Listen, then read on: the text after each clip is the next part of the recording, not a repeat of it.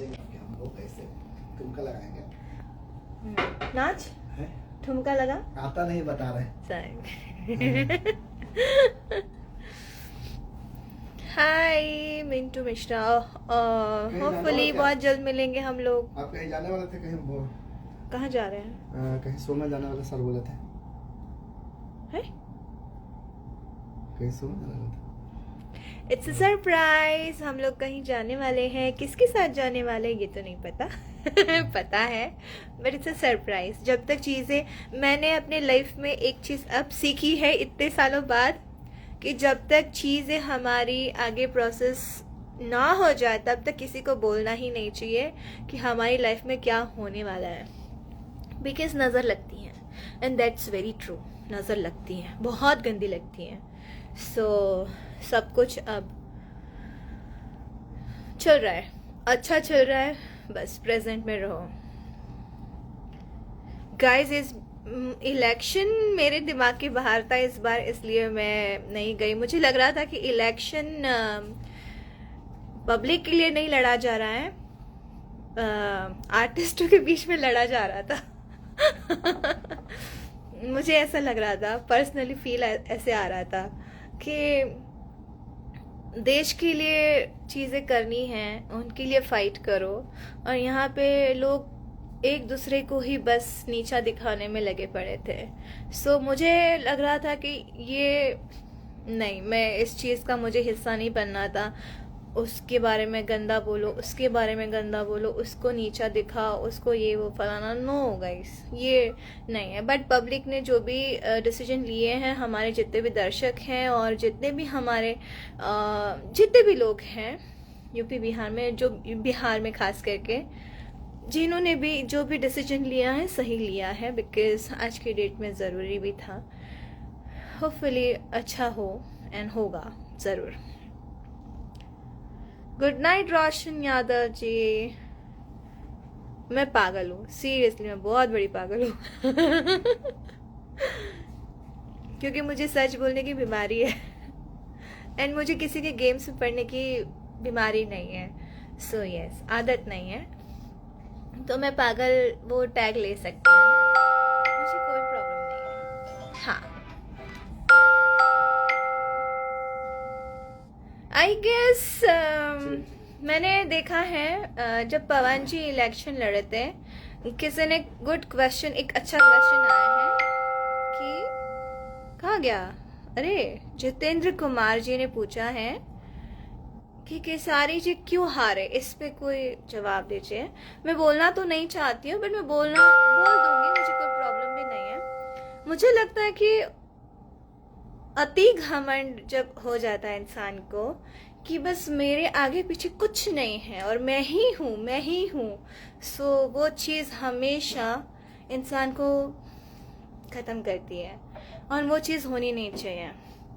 मैंने पवन जी को देखा और पवन जी के साथ सब लोग खड़े थे। पवन जी ने जब इलेक्शन में जब वो कहीं गए हैं, उन्होंने कभी भी किसी भी इंसान के लिए ना किसी को नीचा दिखाया, ना किसी के बारे में गलत बोला, कुछ भी नहीं। बस उन्होंने पब्लिक के लिए हर चीज़ वो की जो उन्हें करनी चाहिए। और वो मेरी माँ कहती हैं और मैं भी कहती हूँ कि वो दिल का राजा है। सो वो जिस बात पे खड़े उतरते हैं, खड़े रहते हैं, बोलते हैं, वो करते हैं। सो मैंने उनको देखा और जैसे ये सर आए हैं तो इन्होंने हर इंसान को, अपनी इंडस्ट्री के लोगों को ही नहीं छोड़ा, जिनको बाप का दर्जा दिया, जिनको भाई का दिया, बड़े भाई का दिया, को स्टार्स को नहीं छोड़ रहे हैं। बिकॉज उनको एक अंदर घमंड जो उनके अंदर मे बी हो सकता है, बिकॉज वो इतने फेमस है, लोग पसंद करते हैं, आप सब उन्हें पसंद करते हैं। शायद इस वजह से उनको लगता है कि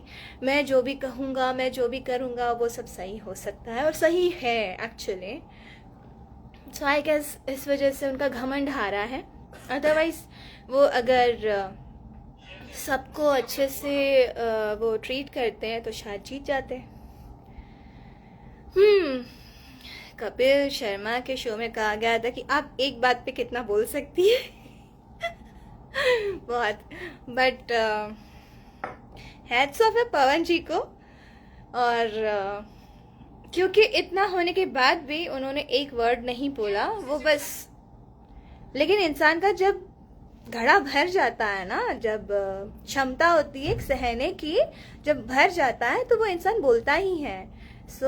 जैसे मेरे साथ भी हुआ था, मेरी क्षमता थी एक सहन जो करने का एक चीज था, वहां तक भर चुकी थी मैं, एंड उसके बाद फिर वो छलक गया। पर उसके बाद फिर मैं चुप हो गई। नो, इन लोग के लिए कुछ नहीं बोलना चाहिए, और इस टॉपिक पे बोलना ही नहीं चाहिए। हम लोग को बस अपना काम करो, हैप्पी रहो, खुश रहो, जीवन अपने लिए जियो, और जो आपको पसंद करते हैं उनके लिए जियो। That's it. इलेक्शन में इस बार तो क्या क्या हो रहा था पता नहीं। एक इंसान के पर्सनल लाइफ में, सॉरी कॉल आ गया था, एक इंसान के लिए पर्सनल लाइफ को टारगेट किया जा रहा था। उनको लगता था कि मैं बस ये बातें करूँगा तो मुझे वोट्स मिल जाएंगे, या फिर मैं जीत जाऊँगा सामने वाले को मैं नीचा दिखा के। और एक जो चीज़ मुझे बहुत गलत लगी, सिंपैथी पाके वोट्स लेना, रो के वोट्स लेना, वो मेरे लिए थोड़ा सा बहुत वो था। क्योंकि उन्होंने मैं ज्योति जी की बात कर रही हूँ। एक्चुअली मैं उसकी रिस्पेक्ट करती हूँ, जो वो सफ़र कर रही हैं, जो भी हैं उनके साथ क्या है क्या नहीं है पता नहीं, जो भी है, बट देख रहे हैं। मैं रिस्पेक्ट करती हूँ उनकी एज अ गर्ल, बट कुछ टाइम से मुझे ऐसा लगता है कि जिस ट्रैक पे वो जा रही है, पता नहीं उनको कौन ये दिमाग दे रहा है, नॉलेज दे रहा है, मुझे नहीं आइडिया है। बट अगर पर्सनली कभी मैं बात करूँगी तो मैं इस टॉपिक में बात करूँगी।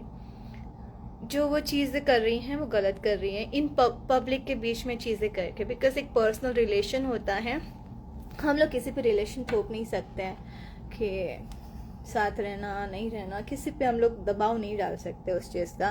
बट उन्होंने एक बात कही थी, मुझे उस टॉपिक पे बोलना था, कि पवन जी के दबाव में आके किसी भी आर्टिस्ट ने उनकी हेल्प नहीं की। ये चीज़ बहुत गलत लगी। ऐसी कोई चीज़ें नहीं थी, बातें नहीं थी, बट एज एन गर्ल अगर मैं समझूं तो इस बात को मैं कहना चाहूँगी, पर्सनल लाइफ डिफरेंट है, एंड जिस चीज़ के लिए आप जिस फील्ड में आप जाना चाहती है, पब्लिक लिए लड़ना चाहती है, तो वहाँ आपको रो के नहीं वोट्स लेने चाहिए थे। फर्स्ट बात, यहाँ आपने अपने जिन्हों आप अपना हस्बैंड कहती हैं, आप उनके बारे में गलत बोल के एंड रोके, क्योंकि उन्होंने आपके साथ बहुत बुरा किया है, ये जता के आप वोट्स ले रही थी। सो ये चीज़ बहुत गलत थी। आप पब्लिक के लिए लड़ना चाहती हैं तो आपको पब्लिक के लिए वैसी चीज़ें करनी चाहिए थी जिससे वो आपको वोट भी दें और जिताएं भी। और मैं ज़रूर चाहूँगी आप अपनी लाइफ में बहुत आगे बढ़े और खुश रहें, बट ये चीज़ करके, सिंपैथी गेन करके वो वोट्स नहीं लिए जाते हैं। मुझे ऐसा लगता है हर बार मैंने पवन जी को आगे चीज़ें करते देखा है, तभी कोई प्रेशर आते गए हैं, और वो इंसान तो अभी तक कुछ नहीं बोला उस बात पे हमेशा। बट बहुत सारे इश्यूज हैं लाइफ में यार, सीरियसली बहुत सारे इश्यूज हैं, बट हैट्स ऑफ है पवन जी को कि वो शांत है, एंड उन्होंने इस बात पे कोई अभी तक कोई टिप्पणी नहीं दी है, ना ही दे रहे हैं। वो काम से चीज़ें हैंडल कर रहे हैं, से उनको भी चीज़ें हर्ट करती ही होगी, बट आई रिस्पेक्ट पवन जी। मुझे ऐसा लगता है मैं उनकी ऐसी दोस्त हूँ जब झगड़ा भी करती हूँ और उनको सुना भी सकती हूँ, सुना भी देती हूँ। सो मुझे ऐसा लगता है वो अच्छे हैं, दिल के राजा हैं। कोई बात नहीं पवन जी, सब है, अच्छा ही होगा। इवन ज्योति जो भी होगा अच्छा होगा, पर ये पब्लिकली चीज़ें मत करो। सब साथ में हैं, बट ये चीज़ें दिखा के करना अच्छी बात नहीं है। भगवान पे छोड़ दो, जो भी हो रहा है, जो भी होता है अच्छे के लिए होता है। So live it on God. और घमंड में कभी कोई चीज नहीं करनी चाहिए गाइस। अपने आप पे बिलीव करो, अपने आप पे ट्रस्ट रखो, सब अच्छा होगा। और दूसरी बात, मैं अगर खुश हूँ, मैं खुशी से जी रही हूँ, तो प्रॉब्लम क्या है गाइस? अगर कोई इंसान खुश है, जी रहा है, अपनी दुनिया में जी रहा है, तो जीने दीजिए ना, प्रॉब्लम नहीं रखनी चाहिए। आप अपनी लाइफ जी रहे हैं, कोई बोलने नहीं आ रहा है। सो सबकी चेंज है, या खुशी, टॉपिक चेंज करो। मैं क्या बोलूं बताओ यार।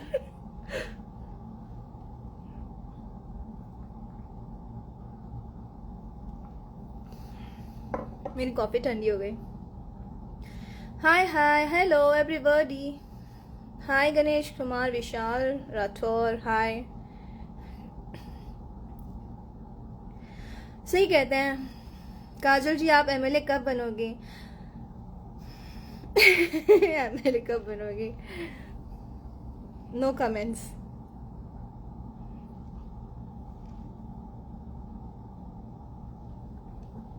हम भोजपुरी में कहा बोले?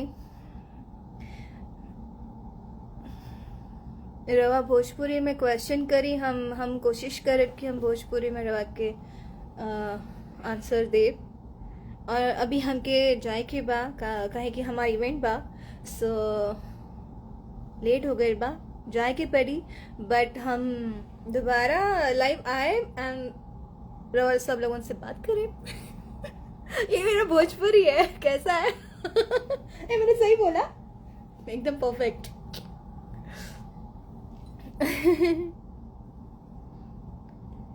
अभी के टाइम हीरो बनने के लिए क्या करना चाहिए गाइस? मुझे तो लगता है कि भोजपुरी में तो सिंगर बनना ही पहला हीरो का फर्स्ट चॉइस, हीरो के लिए सिंगर बनना ही है।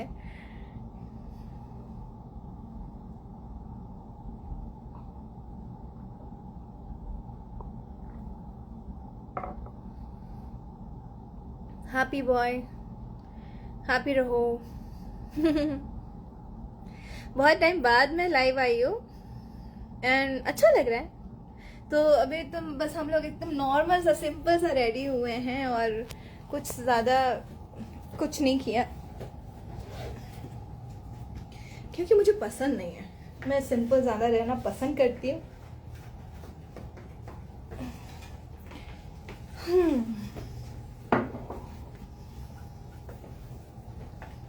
शो यू, देखो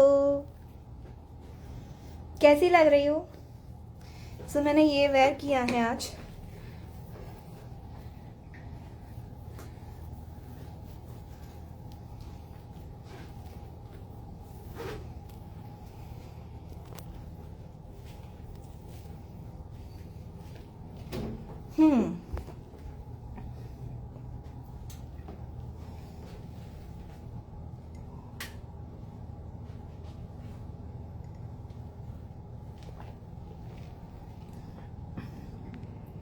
किसी के लिए मुझे अभी कुछ नहीं बोलना है, बस आप लोग खुश रहिए और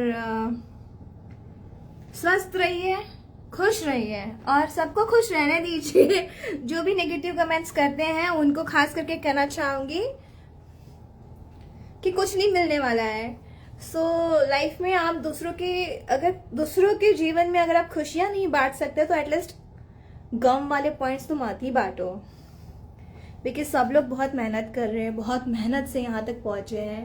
और सिर्फ दुनिया में एक इंसान नहीं है जो गलत है, बहुत सारे लोग गलत हैं। सो इवन आपने भी गलतियाँ करी होगी, बट हम लोग नहीं जानते हैं और ना ही हम लोग पॉइंट करने आते हैं किसी को भी। सो सिंपल सी बात है कि ऐसा दुनिया में कोई भी नहीं है कि जिसने गलती ना करी हो। सो ये चीज़ आपको सबको समझनी चाहिए, खास करके जो नेगेटिविटी फैलाते हैं उनको। और कोई दूध का धुला नहीं है, चाहे 400 किलो दूध से नहा ले तो अपने पाप नहीं छुपा सकता, क्योंकि वो कर्मा में लिखा गया है। जो कर्म आपने किए हैं वो लिखे गए हैं। सो चाहे आप 400 किलो हो या 400 करोड़ किलो हो, कोई फर्क नहीं पड़ने वाला। गाइस एनीवेज मिलते हैं, हम लोग जा रहे हैं इवेंट के लिए और शो पे जा रहे हैं। और आज पूरी फैमिली के साथ मैं एंजॉय करने वाली हूँ, क्योंकि मैं जा रही हूँ संगीत में और पूरी फैमिली के बीच में मैं हूँ और हम लोग पूरी फैमिली के साथ डांस करने वाले हैं। So thank you so much for calling me. मिलते हैं, bye, love you all and be happy.